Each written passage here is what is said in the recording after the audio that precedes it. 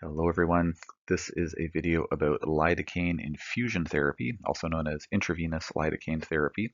And as the study here that I have a screenshot indicates, it's a promising therapeutic approach for chronic pain. Um, just before I jump into the video, if you wouldn't mind taking a quick second to please like or share, subscribe, or post a quick comment on the video, I'd really appreciate it. So thanks in advance for taking a second to do that. And as per usual, nothing that I say in my videos, including this one, should be construed as medical advice. This is for informational purposes only. If you need medical advice, please talk to your healthcare provider to get that advice. So I've been wanting to put this video together for a little while now. IV lidocaine therapy is something that I had been interested in for quite a long time, and it's something that I've done quite a bit of research on. And it's something that I've seen some really encouraging results with in clinical practice. So I thought I'd put a video together about it because, quite frankly, when I heard about IV lidocaine therapy, when I started looking around like for training courses and just more information, like there's quite a lot of research literature that's been published. I mean, this study that I have the screenshot of is from 2017. It's a compendium of quite a few studies, like dozens of human clinical trials that have been done up to this point for a wide range of different chronic pain conditions. So like quite a lot of research literature, but just not really a whole lot of information out there around training clinicians how to use it. Not a lot of information out there for the lay public, talking about it. You look out there for information on, I don't know, methylene blue or ozone therapy or, various supplements and herbs and this and that. So you can find, quite a bit of information for the general public, but just not a lot of information out there about IV lidocaine. So I thought, well, I'd like to put a video together so that folks can learn about this therapy. So just to put this into context, for folks who've been following my channel, you know that my main focus in practice is working with folks who are suffering with complex chronic illnesses, dealing with issues like Lyme and mold toxicity and other chronic infections and histamine-related issues like MCAS and heavy metal toxicity and methylation issues, and the list goes on and on. Also, a lot of chronic digestive issues like SIBO and LIBO and whatnot. But and many of those patients have issues with chronic pain. And to be perfectly frank, in a lot of cases, when patients come in see me for the first time, and they say, I have all these symptoms, including chronic pain. In a lot of cases, I'm thinking to myself, like, okay, let's, start, digging into or working with, the mold treatment, Lyme treatment, whatever. And I have, with most patients, quite a high level of confidence that we're going to be able to start getting on top of their pain levels pretty quickly, because once we start treating for those infections or getting rid of the mycotoxins from mold or whatever it happens to be, then inflammation levels start to come down, pain levels start to drop. Even I've had folks who have been diagnosed with fibromyalgia. We just start treating their SIBO and their fibromyalgia pain goes away, or their chronic headaches go away, or their chronic joint pain goes away. So I've having worked with thousands of patients with complex chronic illnesses, I've seen pain get better quite efficiently. And it's not always, certainly it's not always overnight. It's rarely overnight, but in the magnitude of, or in the manner of, say, several weeks or at least within several months, like we'll oftentimes get pain levels, under really good control. However, there are cases where that unfortunately does not happen nearly as efficiently as I'd like it to, or there are cases where we, treat, the chronic infection or the mold or whatnot, and a lot of the symptoms that the patient's suffering from get better, but the pain levels are, the last horse across the finish line, or they're disproportionately, they're improving a lot slower than everything else.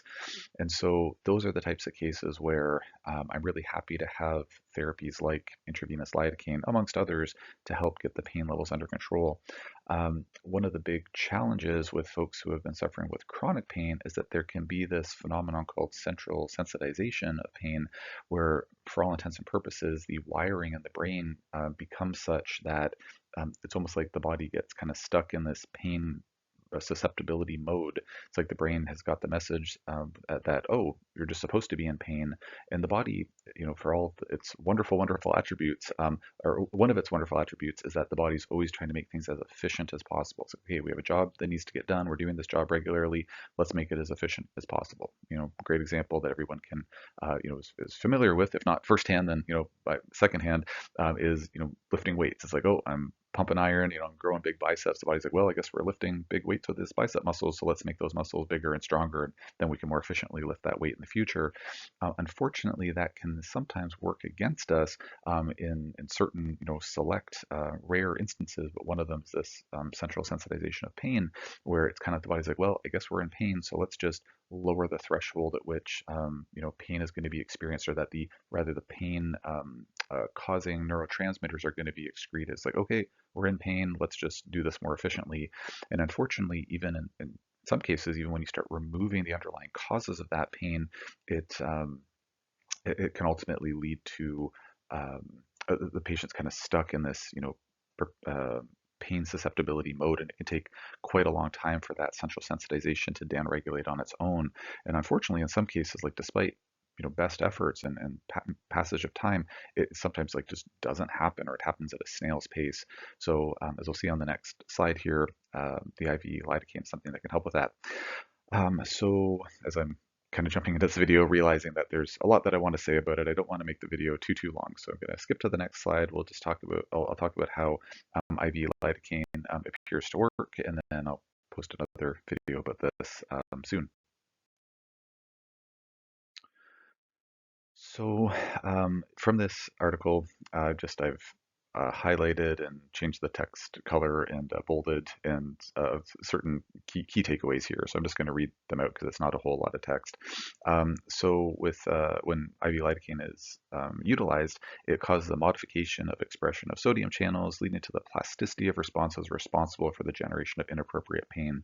So translating that into basic English, kind of that crossed wiring that I just described a minute ago, the IV lidocaine works to help reverse that. So, if by the end of the last slide you're like, oh man, that's really depressing that some people get stuck in this perpetual pain or this persisting pain mode, well, one of the exciting things about IV lidocaine is that it has been shown to actually help to reverse that mechanism. And then it further says lidocaine attenuates peripheral nociceptor sensitization and central hyperexcitability.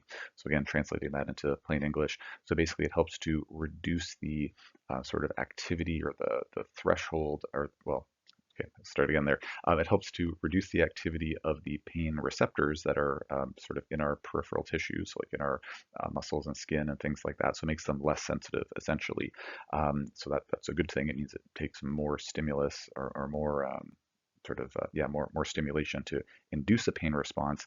And then it also helps to reduce that central hyperexcitability. So again, that kind of cross wiring that can happen in the brain with folks who are dealing with chronic pain. So take home message is that, IV lidocaine, quite exciting because it's able to actually start reversing that